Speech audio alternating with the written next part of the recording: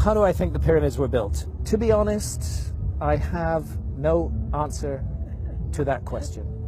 And anybody who tells you that he or she knows how the pyramids were built are not telling the truth, because we don't know. We don't know. The Great Pyramid contains a number of mysteries. The Great Pyramid, first of all, is very big. The Great Pyramid weighs 6 million tons. We can calculate that from its mass. It weighs 6 million tons. Its footprint is 13 acres. It's more than 750 feet along each side. It's 481 feet tall. More than 2.5 million individual blocks of stone were used in its construction. But it's not just big, it's really, really precise. The Great Pyramid is locked in to the cardinal dimensions of our planet. The Great Pyramid is targeted on true north, within 3/60ths of a single degree. Now, no modern builder would create a large building and add onto his or her shoulders the additional burden of aligning it to true north within a fraction of a single degree. They just wouldn't get it. They wouldn't understand why it was important to do that. But something drove the builders of the Great Pyramid to go to a very great additional trouble, not only to create this massive, imposing monument, but also to lock it on to true north. And then other things, to incorporate into its dimensions the dimensions of our planet.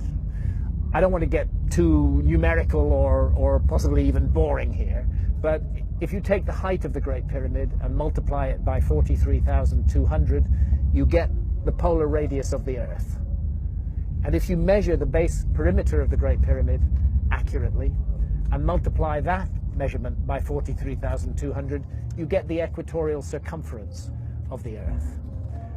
In other words, for thousands of years, through times, through dark ages, when human beings didn't even know they lived on a planet, never mind its dimensions, that monument has encoded and speaks out the dimensions of our planet on a scale of 1 to 43,200. And the scale is not random.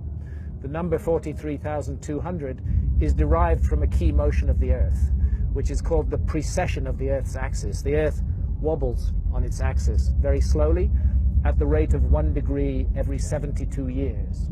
And 43,200 is a multiple of 72. In fact, I think it's 600 times 72, but I need to double check that. But it's a multiple of 72. Check it out. So they've given us the dimensions of our planet on a scale defined by the planet itself. And that's an incredibly clever thing to do. How on earth did they do it? Where did that knowledge come from? This is why I'm forced to consider the possibility of a lost civilization in the human story. This is a work of almost, but not quite, space-age precision. It contains errors, but they are human errors for sure, but they're very tiny. The great precision, great skill, great craft. Some people will say to you, oh, the Great Pyramid was built by slaves. That is utter bullshit. No slaves were ever involved in the construction of the Great Pyramid. As far as I know, there were no slaves in Old Kingdom Egypt whatsoever. The Great Pyramid, I've climbed it 5 times. I've been in every known chamber in the Great Pyramid. It is a work of stunning artistic achievement. You're looking at the work of masters of architecture at the peak of their skill. Not an unwilling labor force, but people who gave their labor to that work with love and with care and with attention. There are blocks of stone weighing 70 tons that have been raised more than 300 feet above the ground. And we're not talking a couple of blocks, we're talking dozens of blocks of that weight. The average block weighs about 2.5 tons.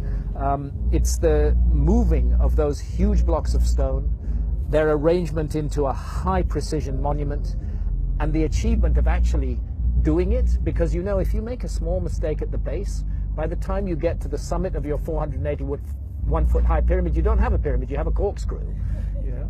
They got it all right, and nobody today can explain how they did it, with the knowledge that is supposed to have been available in ancient Egypt, in the Old Kingdom, and with the tools that are supposed to have been available. And that's why I can't help feeling that we are missing some chapter from the human story.